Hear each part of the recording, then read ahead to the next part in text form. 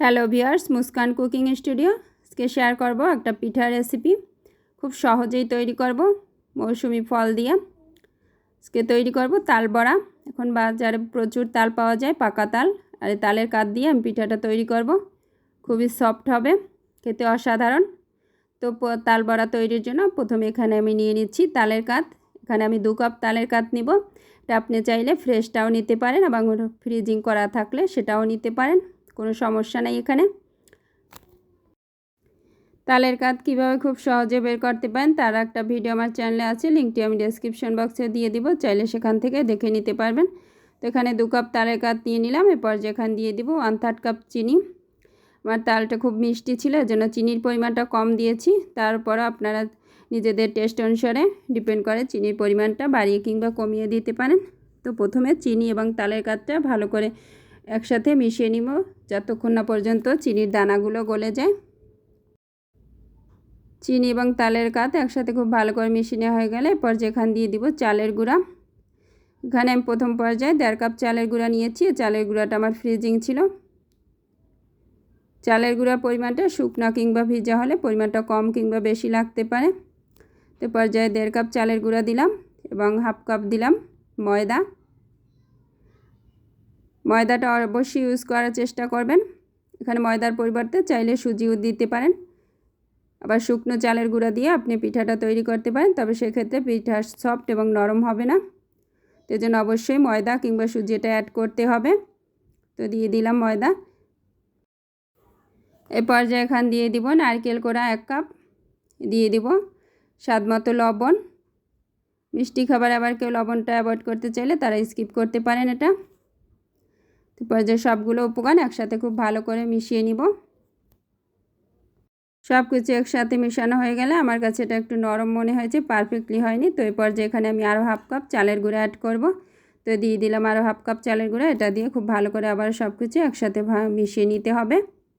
মিশানো কমপ্লিট হয়ে গেলে এই পর্যায়ে এটা ঢাকনা দিয়ে ঢেকে রেখে দিব 30 মিনিটের জন্য। আর এই কাজটা কিন্তু অবশ্যই করতে হবে, তাহলে কিন্তু চালের গুঁড়াটা পারফেক্টলি ভিজবে এবং পিঠাগুলো কিন্তু ভালোভাবে ভাজার পরে সফট হবে এবং ফুলকোও হবে।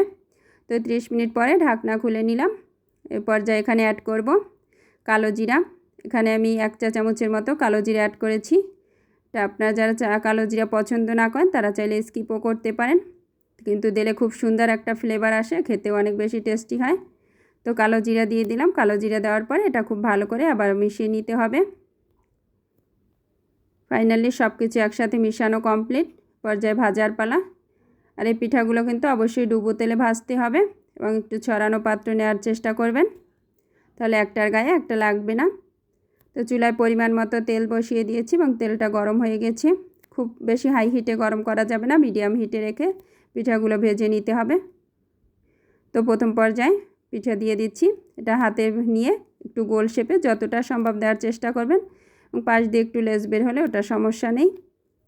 তো এক এক করে আমি পিঠাগুলো দিয়ে দিচ্ছি। প্রথম ব্যাচে পিঠা দেওয়া কমপ্লিট। এরপর যেটা একটা সাইড হলে ব্রাউন কালার করে ভেজে নিব, এরপর উল্টে দিয়ে অপর সাইডটাও সেমভাবে ভেজে নিব। পিঠাগুলো প্রথম পর্যায়ে তেলের ভিতর দেওয়ার পরে সাথে সাথে এটা নাড়াচাড়া করতে যাবেন না। যখন এটা ফুলকো হবে নিজে থেকে তেলের উপর ভেসে উঠবে তখন এটা নাড়াচাড়া করবেন। আবার পিঠাগুলো কিন্তু নিচ থেকে ভেসে উঠছে, দেখেই কিন্তু বুঝতে পারছেন। তো এই পর্যায়ে হালকা একটু নেড়ে চেড়ে দিব। তো একটা সাইড ভাজা হয়েছে, এ পর্যায়ে এটা উল্টে দিতে হবে। এক এক করে সবগুলো পিঠা উল্টে দিচ্ছি। একটা সাইড ভাজা হয়ে গেলে অপর সাইডটাও আমি সেমভাবে গোল্ডেন ব্রাউন কালার করে ভেজে নিব। একটা সাইড ভাজতে আমার 5 থেকে 6 মিনিটের মতো সময় লেগেছে। তো ফাইনালি অপর সাইডটাও সেমভাবে ভাজা হয়েছে। এবার ব্রাউন কালার করে এটা আমি ভেজে নিব। পর্যায়ে এটা তেল ঝরিয়ে চুলা থেকে নামিয়ে নিতে হবে। এটা কিচেন টিস্যুর উপর নামাবো, তাহলে এক্সট্রা তেলটা আরও ঝরে যাবে। পর্যায়ে এটা তেল ঝরিয়ে চুলা থেকে আস্তে আস্তে নামিয়ে নিব। প্রথম ব্যাচের পিঠা ভাজা কমপ্লিট। বাকি পিঠাগুলো আমি একইভাবে ভেজে নিব। ফাইনালি তাল বড়া কমপ্লিট। কালো জিরা দেওয়ার কারণে কিন্তু খুব সুন্দর একটা ফ্লেভার আসে এবং খেতেও অনেক বেশি মজাদার। ভিডিও ভালো লাগলে লাইক দিতে ভুলবেন এবং চ্যানেলটি সাবস্ক্রাইব করে আমার পাশেই থাকবেন। সবার আগে আমার ভিডিও পেতে বেল আইকন প্রেস করবেন। আমার ভিডিওগুলো বেশি বেশি ফ্রেন্ডস অ্যান্ড ফ্যামিলির সাথে শেয়ার করবেন। একটা পিঠা আপনাদেরকে দেখে দিচ্ছি, দেখুন কতটা সফট হয়েছে এবং যে পিঠাগুলো কিন্তু ফুলকো হয় এটা দেখলেই বোঝা যায়। আপনারা ট্রাই করবেন এবং কমেন্ট করে জানাবেন কেমন হলো।